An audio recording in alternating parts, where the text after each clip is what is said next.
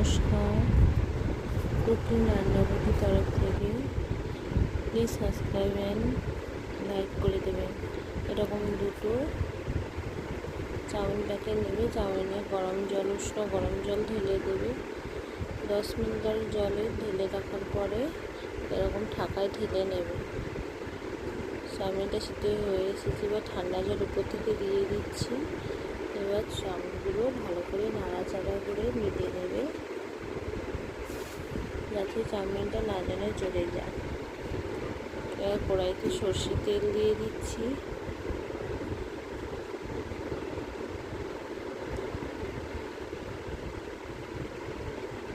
পেঁয়াজ কুচি,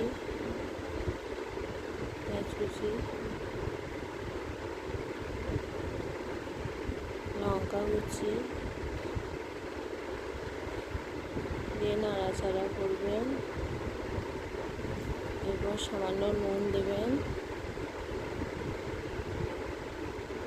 টমেটো কুচি একটা দিয়ে যেরকম পরিমাণ ঝাল খান সেরকম লঙ্কা কুচি দিতে পারেন। হলুদ গুঁড়ো সামান্য, লঙ্কা গুঁড়ো সামান্য, নাড়াচাড়া করবেন। একটু ভাজা ভাজা হয়ে গেলে ডিম ফাটিয়ে দিয়ে দেবেন।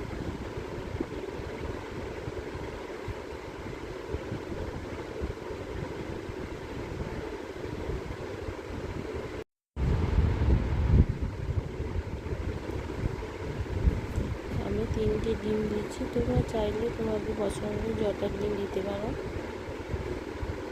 বেশি ডিম চাইলে বেশি ডিম দিতে পারো। এবার ডিম দিয়ে দিয়েছি, ভালো করে মশলার সঙ্গে ডিমটা নাড়াচাড়া করে ভাজিয়ে নেব। ডিমের ভুজিয়ার মতো বানিয়ে নেব। ডিমটা ভাজা হয়ে এসেছে, এবার নিয়ে নেব।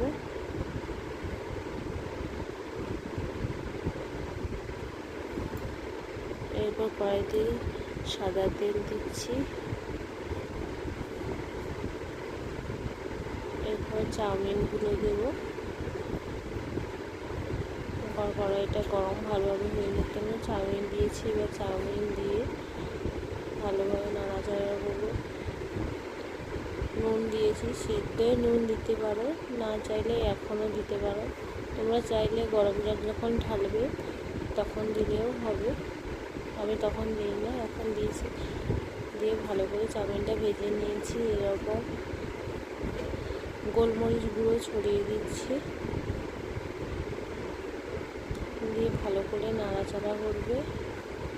এরপরে সাদা আলু ভেজে রেখেছিলাম, ওটা দিচ্ছি।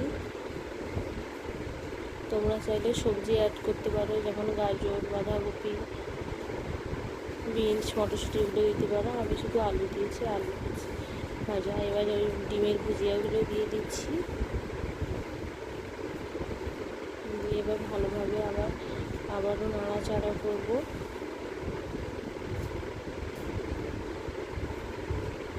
ভালোভাবে নাড়াচাড়া করবো। ভালোভাবে নাড়াচাড়া হয়ে গেলে সব মিশ্রণটা ভালোভাবে মাখা হয়ে আসবে। এরপর নামিয়ে রেখে চাউমিন রেডি হয়ে গেছে। এবার নামিয়ে নিয়েছি চাউমিন রেডি, খাওয়ার জন্য প্রস্তুত।